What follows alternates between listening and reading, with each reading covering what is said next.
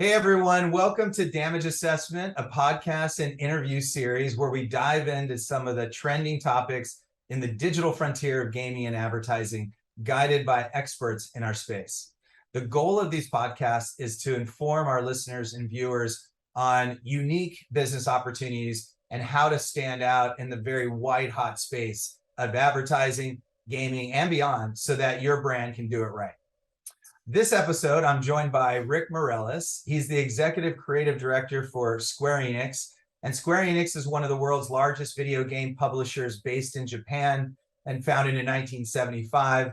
I'm sure most of you have heard of this AAA game publisher. They're mostly known, and if you haven't, they're mostly known for their game titles like Dragon Quest, Final Fantasy, and Kingdom Hearts, which we know you've all heard of those. Ric, thanks so much for joining us for our Damage Assessment podcast. Looking forward to chatting. Yeah, my pleasure. Happy to be here. Thanks for the invite. Yeah.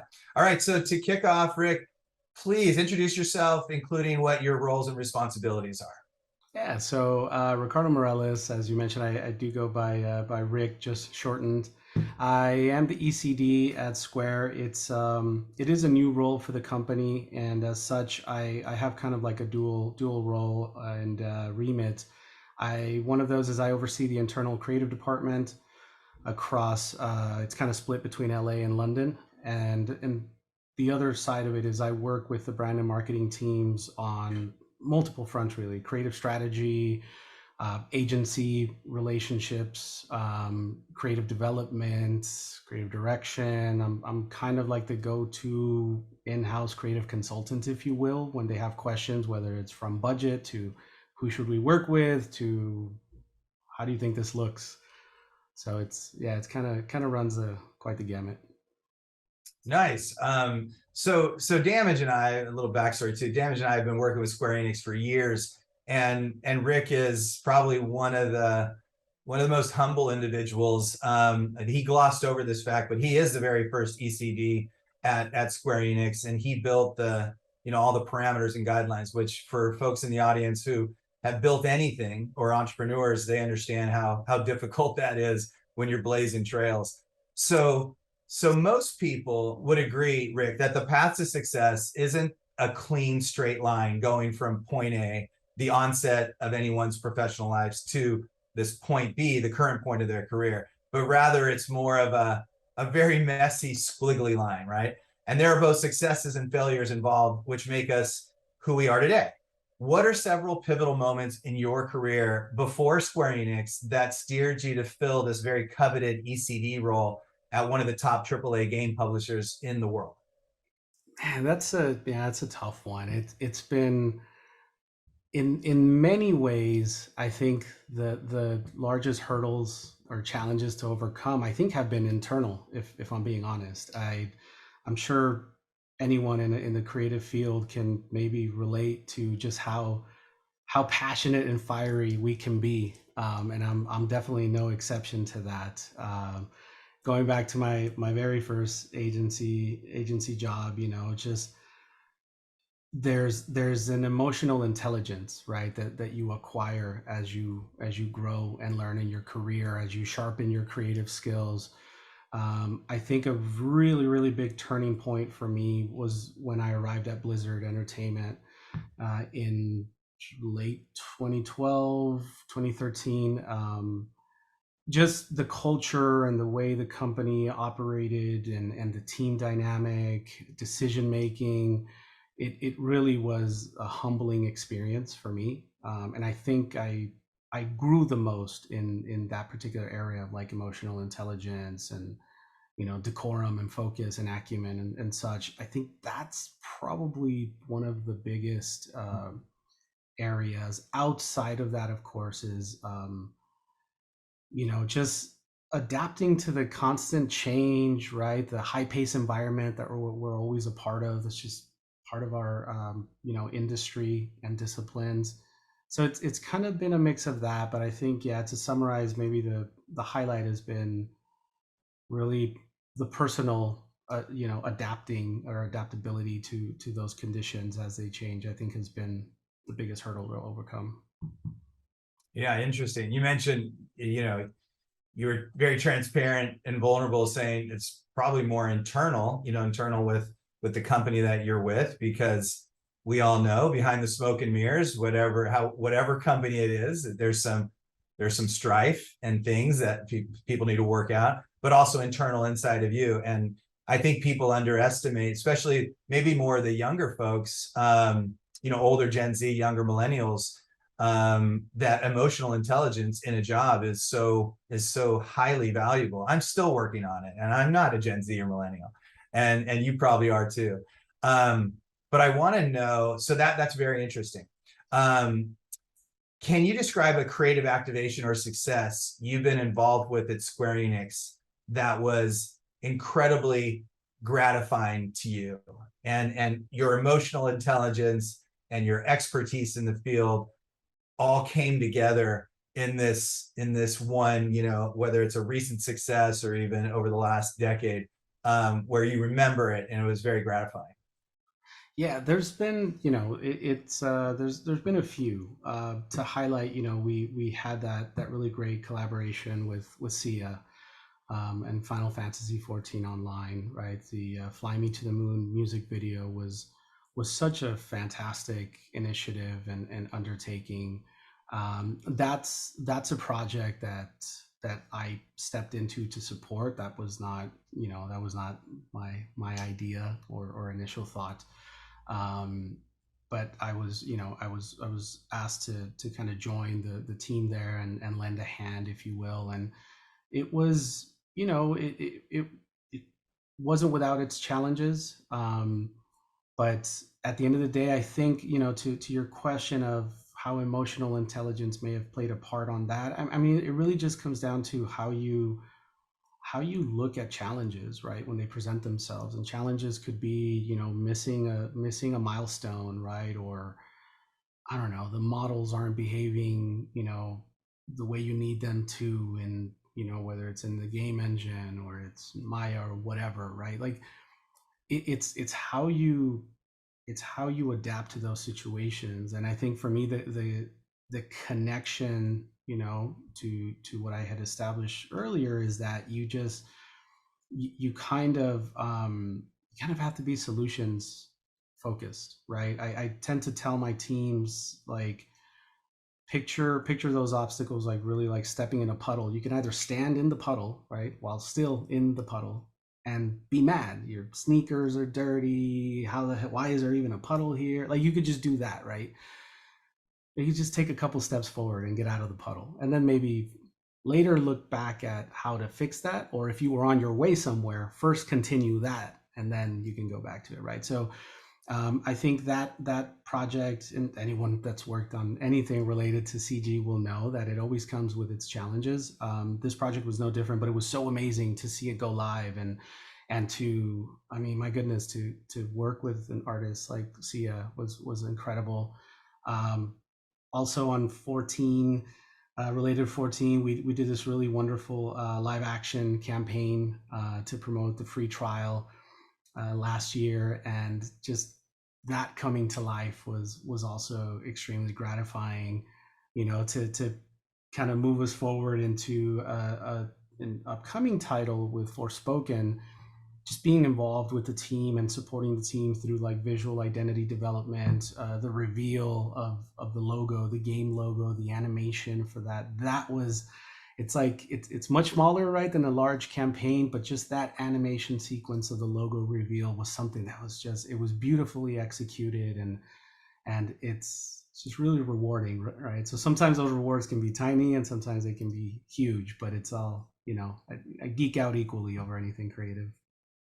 I love it. So just I want to just touch upon those three examples. So the first one was, where were you at with Sia? Was that with Blizzard or Square Enix? No, so that's all three. All three have been here at Square Enix. Got it. Blizzard was, so my focus at Blizzard was Overwatch. So I was on the publishing side, and I was somewhat of a I kind of ended up in like this also somewhat first of its kind role, which was, I was a little bit of like a foreign ambassador, if you will, right? So I I was kind of this bridge between the development team and the publishing side for Overwatch, the game product, and then moving into Overwatch League as as CD. I was really just humbly a part of building that league, and establishing the same thing, visual identity and branding, and working on the branding for the teams, and then the expansions. I personally contributed to 5 of the teams, mark designs and uniforms, working with Jeff Staple. That was another really, really exciting initiative, is the redesign and relaunch of the player kits with someone like Jeff Staple. That was just like incredible. Amazing. So at Blizzard, and then I'm going to return to Square Enix examples, but at Blizzard, what were those 5 teams Overwatch? I'm a huge fan. People that see Damage Assessment podcasts are huge fans.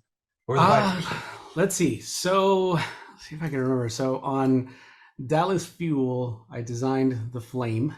The word mark was designed by one of the members of the dev team, Jeremy Craig, and I worked on the Philadelphia logo. I worked on the Toronto Defiant, same, the icon. The no, sorry, the icon was done by one of the designers on my team. I did the word mark for the Toronto Defiant. Let's see what I got to pull these up now because you don't have to. teams. I'm just curious because I love we're a creative agency at Damage, so everybody's very very enthusiastic, particularly our killer creative team and our chief creative officer. And brand identity is really some of the work that we do. So I'm just excited to go look back at these logos now that you said you had a hand in it. So it was Florida Mayhem.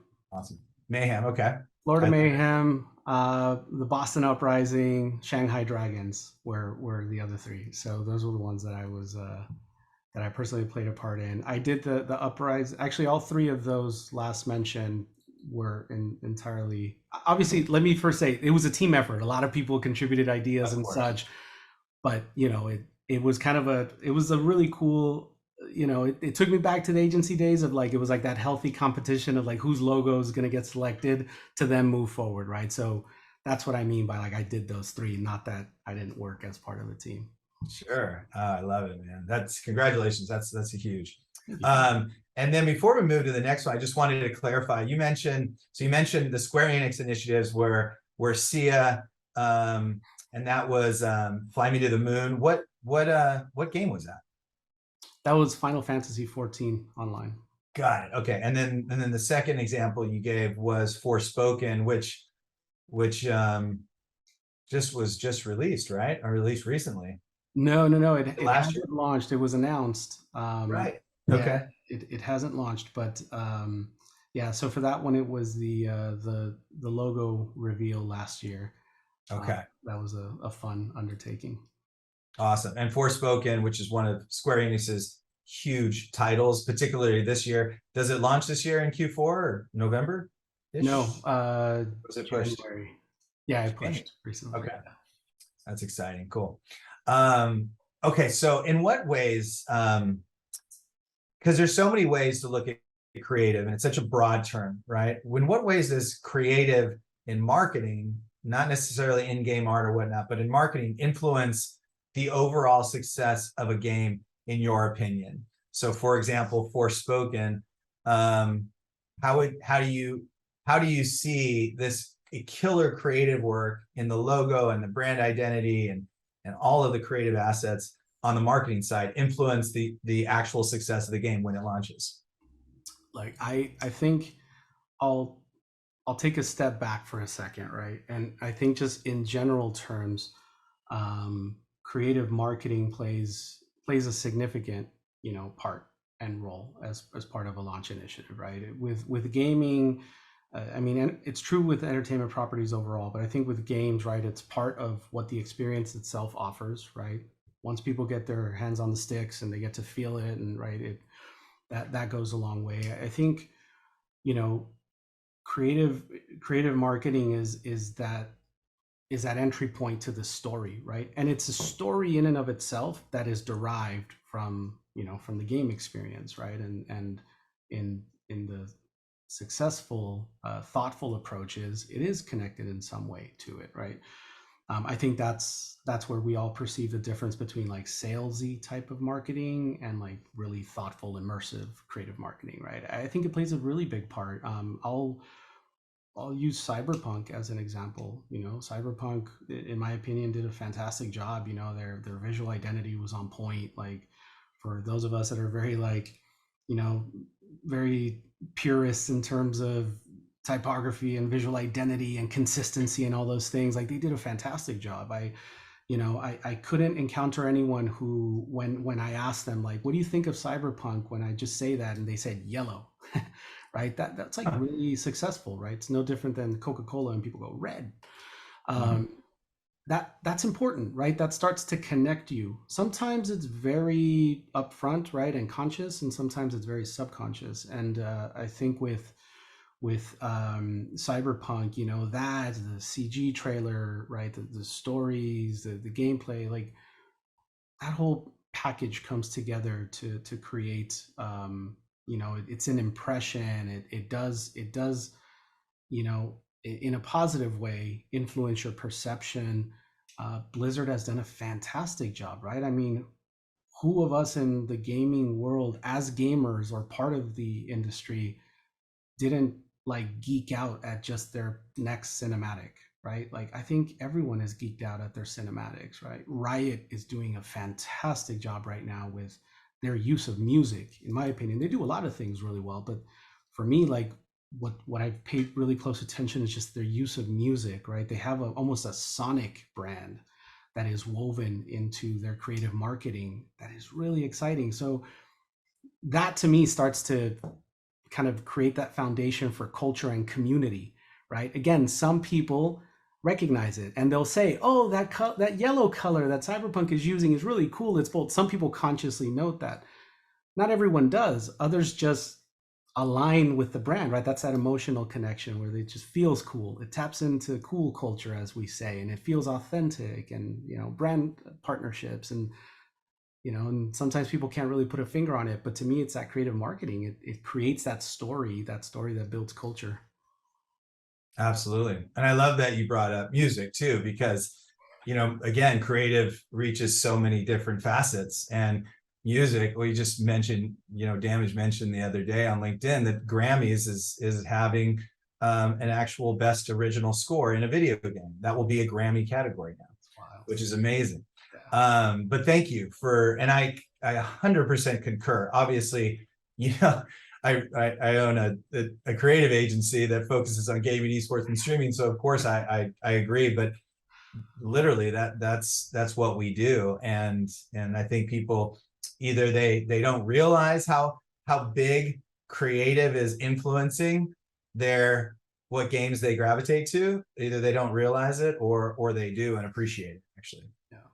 So you're known, you're very much known. I mean, obviously, you can just hear it in the way you talk. You're known to have a passion for gaming. You've been in the industry um, almost your entire career, or a big significant part of it, and for sharing your learnings and your experience with the next generation of creatives.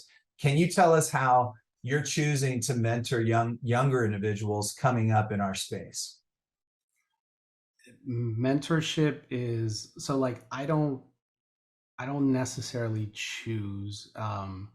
This might be a strange connection, but from my point of view, like mentorship starts in similar ways that therapy does, right? It starts with the individual wanting to learn, realizing that there are gaps, right? Possibly depending on their, level of experience that they want to fill. Sometimes it starts with with being inspired by something that someone did, and then you want to learn more about it, and then that can evolve. But it really starts with the individuals. The Those who have chosen me to hopefully, knock on wood, hopefully learn something from, they've approached me, and it's been, and it isn't like, hey, I want you to be my mentor, right? I want to learn everything. don't get me wrong. I get DMs like that sometimes on LinkedIn, and unfortunately, many times it's I think they misunderstand my role in the game industry, and everything's very dev driven. It's like, oh, I don't develop games, right, per se. It's a Right. different aspect of that process.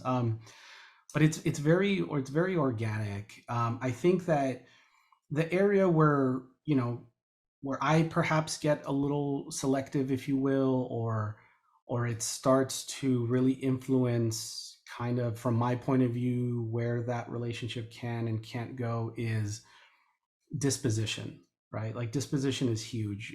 In other words, it's that sort of cliche of like you can't teach someone who doesn't want to be taught.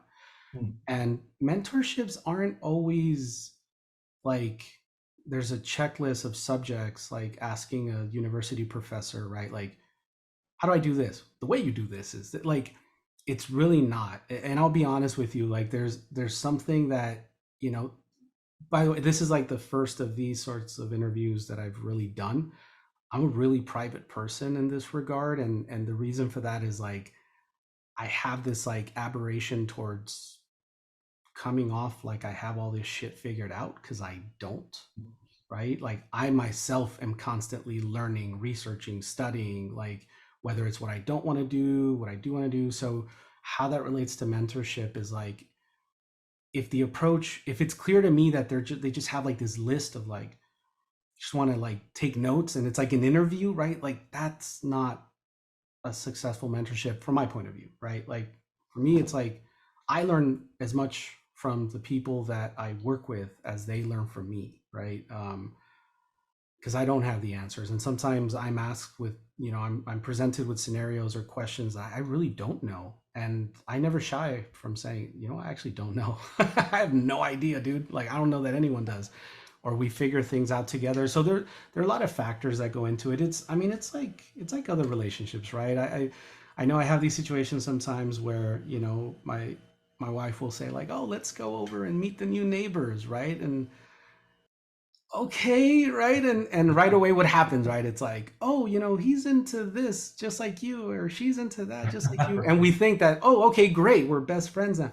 No, right? There's like an almost like an intangible kind of chemistry that is either there or not there, and it's no different in mentorships, right? You kind of have to, Great analogy. you know kind of build from it, I suppose. Yeah. Yeah. Very cool.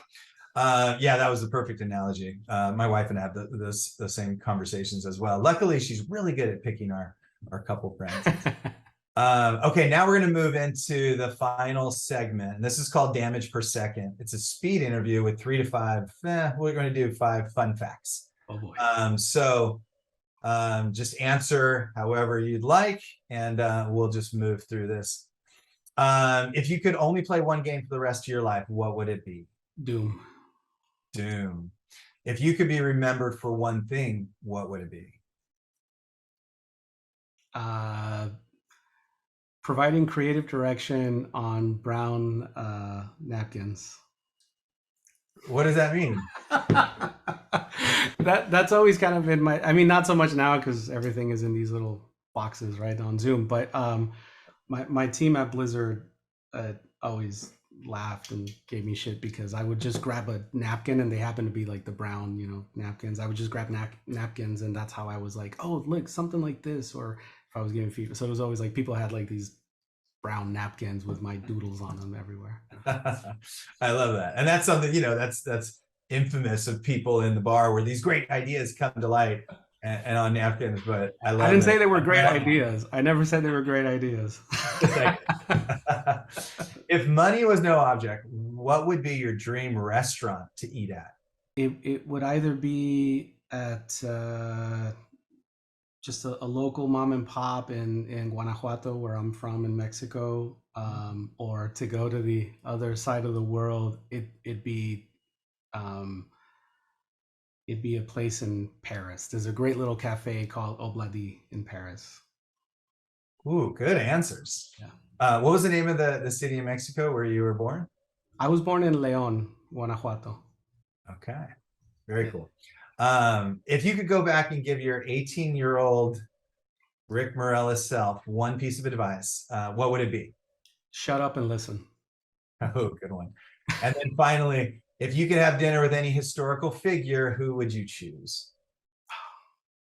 Jean-Michel Basquiat. Tell me more. He's my favorite artist, and I would have loved to just spend time with him and like not even ask questions, just hang out one day and just kind of see where it all went and what he was like, and yeah. Soak in the brilliance. Yeah. All right. Well, thanks everyone for tuning in to this episode of Damage Assessment. We hope you found this information insightful and we appreciate your time.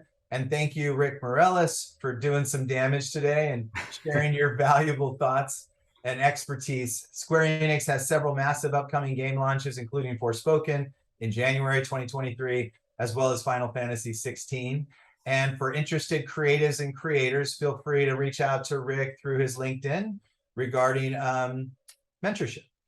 Also, if you have any further questions about how your brand can better position itself to consumers through gaming, esports, and streaming, or you just like more industry insights, feel free to reach out to me at Johnny, Johnny, at damagecreative.com, or visit damagecreative.com and sign on to our digital newsletter. So thank you, Ric, and thank you everyone for watching our Damage Assessment podcast. Yeah. Thanks, Johnny. Thanks, guys. Appreciate it. Bye, Ric.